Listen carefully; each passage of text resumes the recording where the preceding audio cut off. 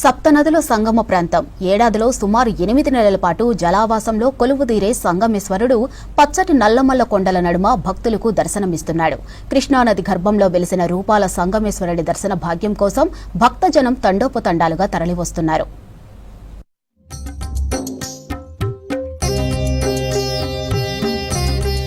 కనుచూపు మేరలో పచ్చటి నల్లమల కొండలు, ఆ కొండల నడుమ పరవళ్లు తొక్కుతున్న కృష్ణమ్మ. సోమశిల నుంచి చల్లటి ఆహ్లాదకరమైన వాతావరణంలో బోటు ప్రయాణం.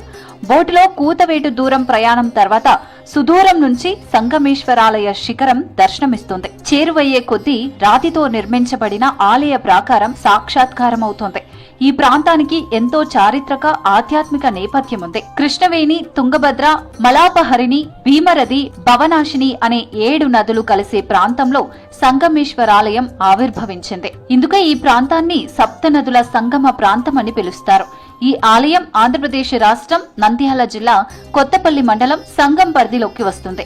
ఏడాదిలో 8 నెలల పాటు జలావాసంలో కొలువుదీరటం సంగమేశ్వరుడి ప్రత్యేకత.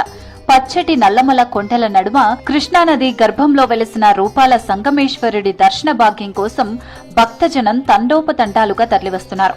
సంగమేశ్వరాలయం గర్భాలయంలో కొలువుదీరిన శివలింగానికి ఓ ప్రత్యేకత ఉంది. లింగ స్వరూపుడైన శివుడు వేపదారువు రూపంలో భక్తులకు దర్శనమివ్వటం ఈ ఆలయ ప్రత్యేకత.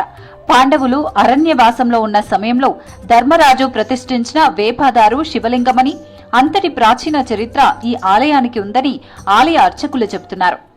ఈ ఆలయం ప్రతి సంవత్సరం 8 నెలల నీళ్లలో ఉండి 4 నెలలు మాత్రమే బయటపడుతుంది. ఆగస్టు నుండి మార్చి వరకు ఆలయం నీళ్లలో ఉండడము.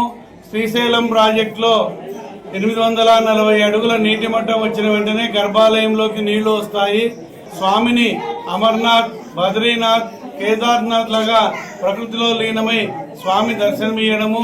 ఉత్తరాయణంలో మాత్రమే స్వామి దర్శనమివ్వడం జరుగుతుంది. మంచుతో కప్పబడే కేదార్నాథ్, అమర్నాథ్ ఆలయాల్లో హిమాదివాసుడు కృష్ణానది గర్భంలో సంగమేశ్వరుడు 8 నెలల పాటు జలంలో ఉండి జలాదివాసుడిగా పూజలందుకుంటున్నాడు. శ్రీశైలం ప్రాజెక్టు నిర్మాణంతో ఈ ఆలయం ముంపునకు గురైంది. మార్చి 22 నుంచి ఈ ఆలయం తెరుచుకుంది. జులై మాసం వరకు భక్తులకు సంగమేశ్వరుడు దర్శన భాగ్యాన్ని అందించనున్నాడు. ఆగస్టు నుంచి మార్చి వరకు సంగమేశ్వరాలయం నీళ్లలో ఉంటుంది. శ్రీశైలం ప్రాజెక్టులో వరద 840 అడుగులు చేరితే గర్భాలయంలోకి నీళ్లు వస్తాయి. వరద 865 అడుగులకు చేరితే ఆలయ శిఖరాన్ని తాకుతాయి. వరద 885 అడుగులు ఉంటే శిఖరం పైన 20 అడుగులకు పైగా నీరున్నట్లు భావిస్తారు. సంగమేశ్వరం టెంపుల్ నుంచి నేను చాలాసార్లు విన్నాను, కానీ ఇది మొదటిసారి రావడము. ఇది ఎప్పుడు నదిలోనే ఉంటుంది. ఓన్లీ సమ్మర్లో 3-4 మంత్స్ ఓపెన్ ఉంటుందని తెలుసు. మహిమగల దేవుడు చాలా స్పష్టంగా ప్రతిరోజు పూజలు జరిగే దేవుళ్లాగా చాలా చాలా బాగుంది చూడడానికి టెంపుల్ కూడా. గుడి మాత్రం చాలా చాలా బాగుందండి. ప్రతి ఒక్కరు చూడదగిన గుడి ఇది. దీని యొక్క గొప్పతనం 6 నెలలు నీళ్ళల్లో ఉంటుందంట. 6 నెలలు దర్శనానికి అనుకువగా ఉంటుందంట. కాబట్టి ఎండాకాలం దర్శనానికి బాగుంటుంది అని రావడం జరిగింది. అందరూ ఎంతో ఆశగా చూస్తూ ఉంటారు. ఎప్పుడు 6 నెలలు వస్తుందో చూద్దామా అనేసి అందరూ వచ్చి విజిట్ చేయాల్సిన ప్లేస్ అయితే జీవితంలోని ఒక్కసారైనా ఈ టెంపుల్ చూడాలి. చాలా బాగుంటుంది. అట్మాస్ఫియర్ అంతా చూస్తుంటే చాలా హాయిగా ఉంది. మాకు అదృష్టం అనుకుంటున్నా ఈ టెంపుల్ ఇప్పుడు చూడడానికి వచ్చినందుకు. చాలా మంచిగా ఉంది. కాకపోతే లోపల మెయింటెనెన్స్ జర కొద్దిగా గవర్నమెంట్ చొరవ తీసుకొని చాలా మంచిగా చేయాలని. లోపల ఉబ్బరానికి పిల్లలు ఇబ్బంది పడుతున్నారు. దాన్ని బట్టి కొద్దిగా ఆంధ్రప్రదేశ్లో కృష్ణానదిలో ఎప్పుడు మునిగి ఉండే టెంపుల్ 6 నెలలు మునిగి ఉండి 6 నెలలు తేలికది కాబట్టి ఓపెన్ ఉంటుంది. 7 నదులు కలిసే చోటున ఉన్న శివుడి ప్రతిరూపమైన వేపదారు శివలింగాన్ని సందర్శిస్తే ఎంతో పుణ్యమని భక్తుల నమ్మిక.